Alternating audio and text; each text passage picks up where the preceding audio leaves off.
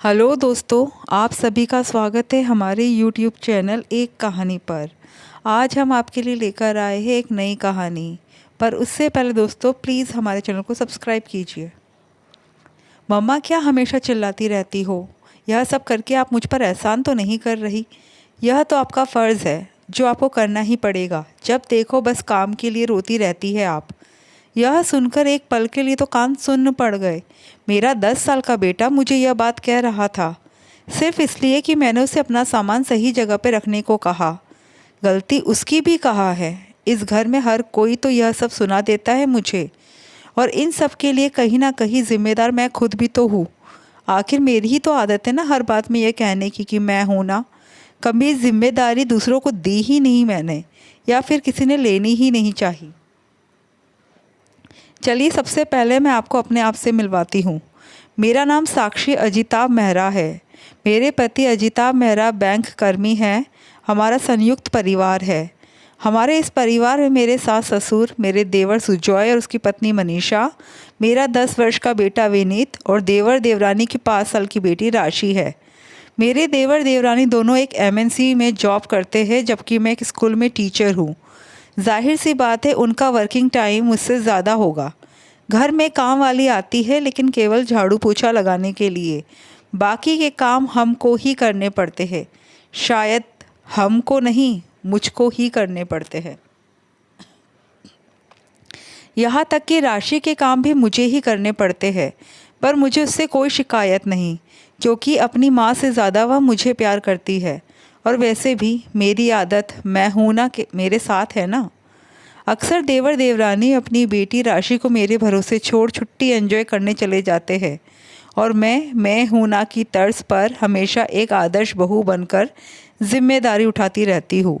ऐसा नहीं है कि बदले में कुछ नहीं मिलता। बदले में 2 बोल झूठी तारीफ के मिल जाते हैं, जिसे चाशनी में लपेट कर मुझे सुनाया जाता है, और मैं बेवकूफ़ उनसे खुश हो जाती हूँ। पर यह झूठी तारीफ का ढोल तब फूटा जब एक बार मैंने राशि की जिम्मेदारी उठाने से मना कर दिया।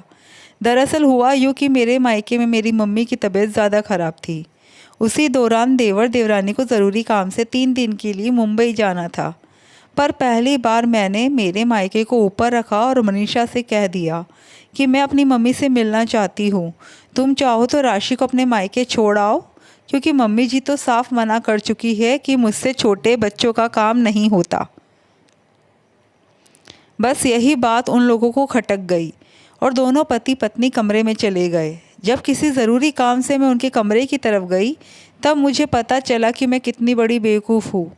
जब मैंने दोनों को बातें करते सुना, मुझे तो लगा था कि भाभी राशि को रख लेगी, तो कम से कम यह 2 4 5 दिन की जो छुट्टियां मिली है वो एंजॉय कर लेंगे।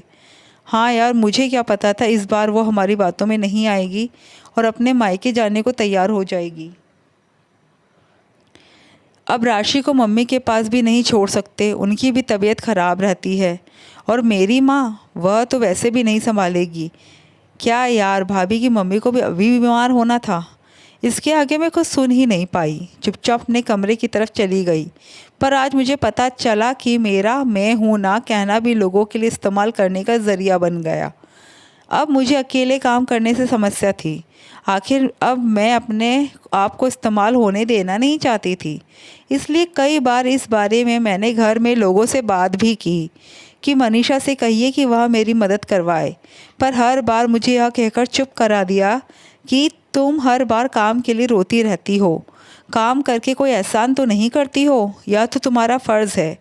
उस बेचारे को तो टाइम भी नहीं मिलता। उन लोगों की बातें सुनकर मैं हर बार चुप रह जाती थी। पर आज आज जो बेटे ने कहा, उसके बाद तो मेरी आंखें खुल गई। मेरी क्या वैल्यू है इस घर में, और आगे चलकर मेरी क्या वैल्यू होने वाली है, यह सब मुझे नज़र आने लगा। क्योंकि जिस समय बेटे ने यह सब कहा, उस समय वहाँ घर के सभी सदस्य बैठे थे, पर किसी ने उस बच्चे को डांटा तक नहीं। पर आज मैं झुकने को तैयार नहीं थी। जिस तरह घर के सब लोग यह समझते हैं कि 2 बातें सुनाने से यह काम कर लेगी, शायद विनीत को भी यही लगा था कि उसके यह सब सुनाने से मैं उसका सामान उठाकर रख दूंगी। पर मैंने ऐसा कुछ नहीं किया। तुम्हारा सामान है, तुम ही रखोगे, मैं नहीं। अपना सामान जगह पर रख कर तुम भी मुझ पर कोई एहसान नहीं कर रहे हो। मुझे नहीं उठाना। ठीक है, मुझे भी नहीं उठाना। अरे उठा देगी तो कुछ बिगड़ जाएगा क्या? तेरा जो बच्चे से बहस किए जा रही है। अब की बार मम्मी जी ने कहा, नहीं उठाना तो नहीं उठाना। हर बार आप लोगों की बात सुनकर हमेशा झुकने को तैयार हो जाती हूँ, पर इस बार नहीं। जिसको देखो वह ग्रांटेड ले रहा है मुझे। सीधी सी बात है, अगर मदद करोगे तो करूँगी, नहीं तो मैं भी कोई काम नहीं करूँगी। और मैं सामान को बिखरा हुआ छोड़कर ही कमरे में चली गई। काफ़ी देर तक मैं कमरे से बाहर नहीं आई तो मम्मी जी की आवाज़ आने लगी। सामान उठाकर रख देती तो क्या बिगड़ जाता। बच्चे के साथ साथ यह भी ज़िद्दी बन रही है। हमेशा साक्षी ही क्यों करेगी? बच्चे ने सामान बिखेरा है तो वह सामान खुद उठाएगा। और वैसे भी माँ, किसी को इतना भी इस्तेमाल मत करो कि बाद में वह तुम्हारी इज्जत करना ही छोड़ दे। आज साक्षी ने जो किया वह उसी का नतीजा है।